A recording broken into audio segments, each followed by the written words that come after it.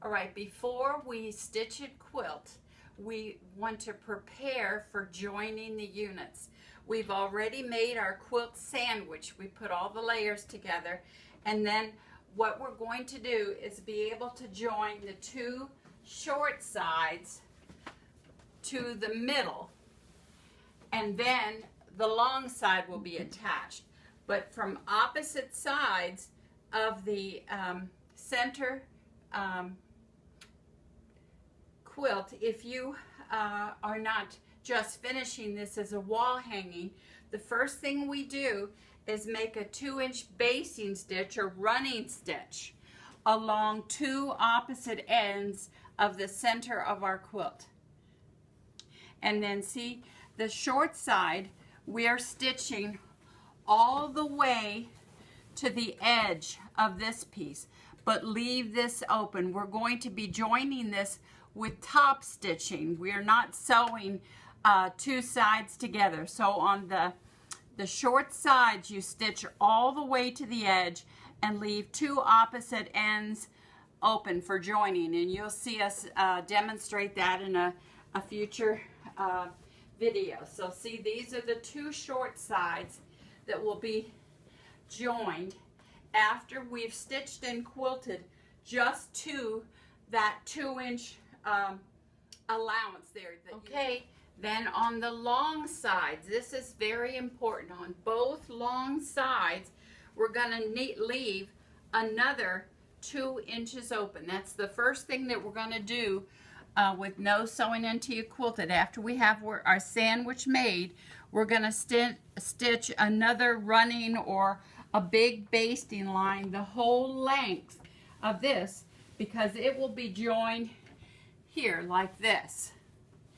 And so that means this center unit here is stitched all the way to the edge. Those, we have a 2-inch margin there, and we have a 2-inch margin here, which will be then turned and top stitched to the finished edge of the quilt. So it's important that you stitch all the way to the edge on two of the side units of the center panel and leave the two opposite corners open for the two short sides.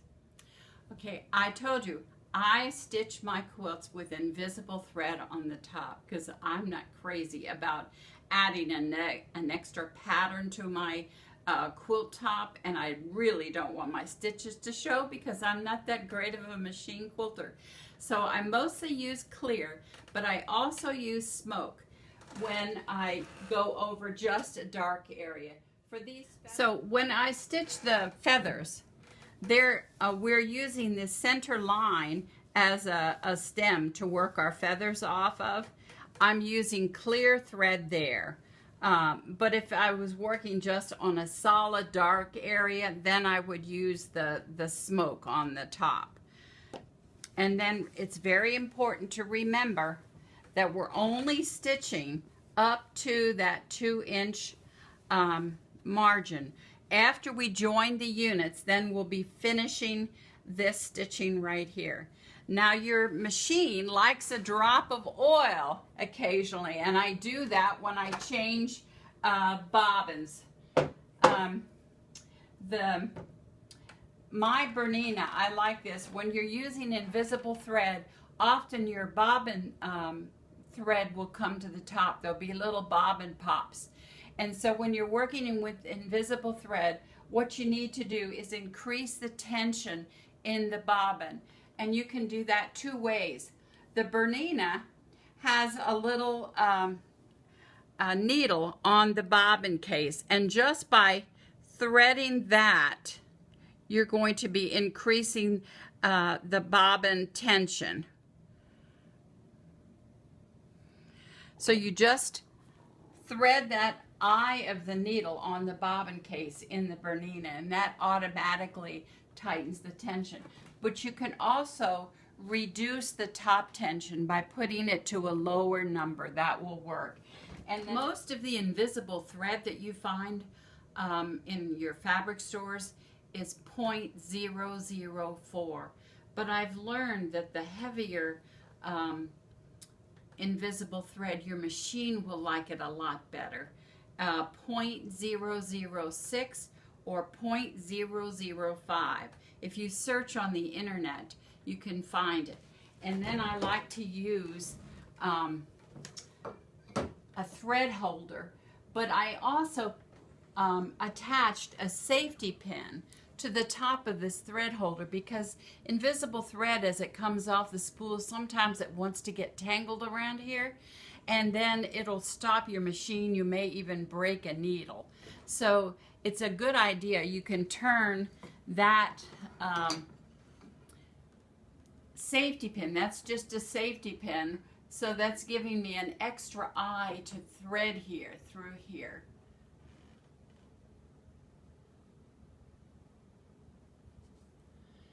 So as it comes off the thread, it will have another guide so it won't get tangled around here.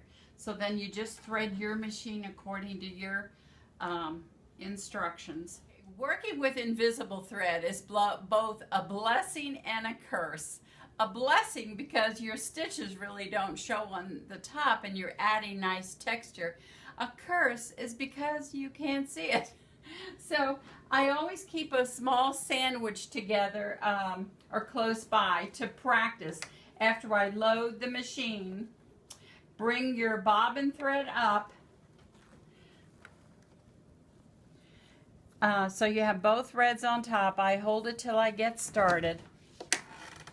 And then just check the tension to make sure that it looks good. I like using these Atlas gardening gloves. I just cut my fingers off so I can move the quilt, but have my fingers almost free so I can deal with the threads. I've decided on this quilt to use 3 different colors in my bobbin.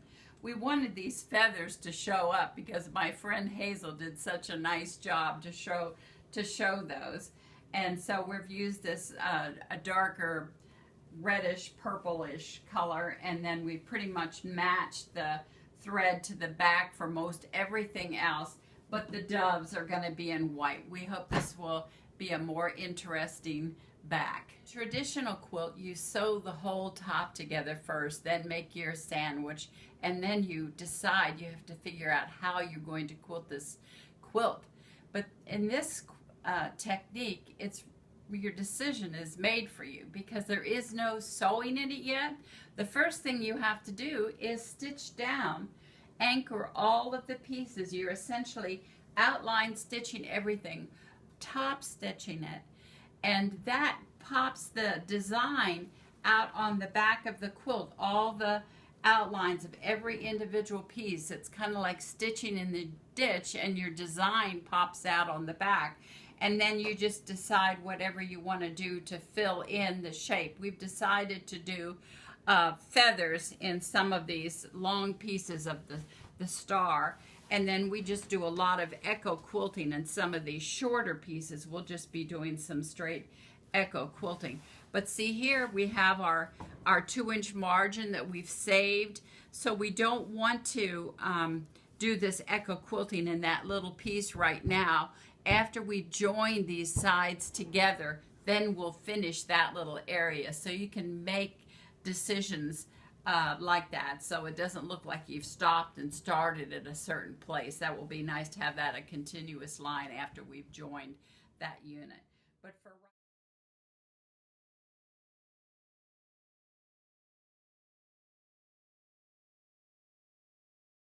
so here we are going to outline the stitches or shapes that will be in this medium value bobbin thread.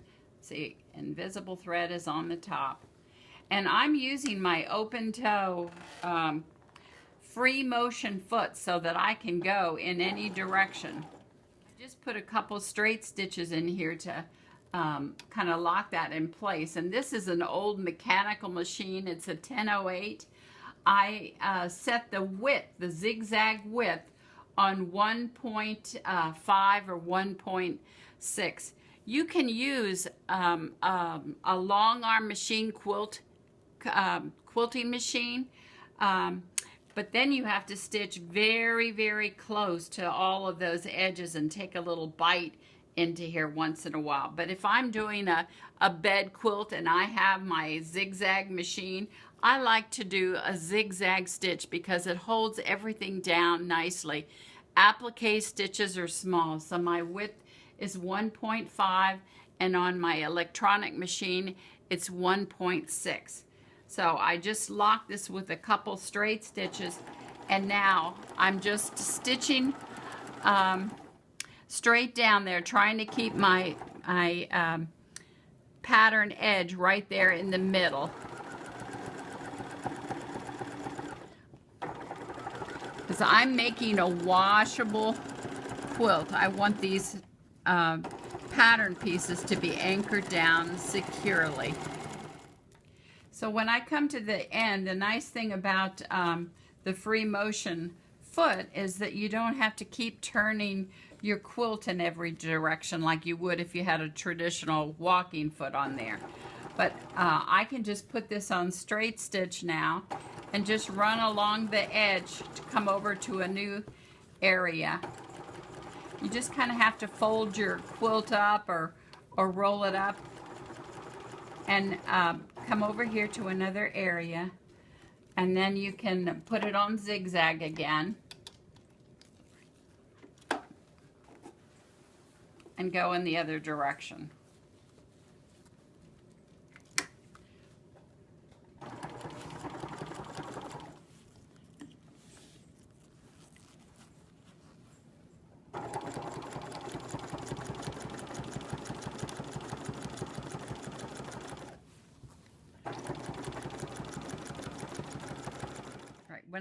When I get to the top here, now I put it on straight stitch again, and I'm just going to travel right there in the ditch to the next area. You just kind of curl your quilt up. It's not the whole quilt, so it makes it a lot easier to do these quilts in sections on a home sewing machine. So my vision isn't that great, so sometimes I just like to check to make sure which piece is actually on top.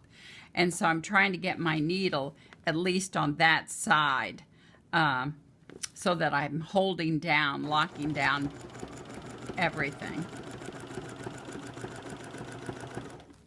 So we've decided to very simply quilt the Purple Mountains. So we're using this fabric, the pattern in the fabric, to just kind of stitch that. That gives us this nice wavy line texture right here. We're using just this chalk marker to give us a guide. We're gonna just do some straight quilting here. We've just put like 4 lines of stitching in this. We can draw that out. And so here for this one, we wanted a variety of textures and angles. So we're using chalk just to give us a guide for marking that. So it's running parallel to the bottom edge of the quilt there. So you can use a ruler to kind of space that out. You can eyeball that, but that gives you the direction.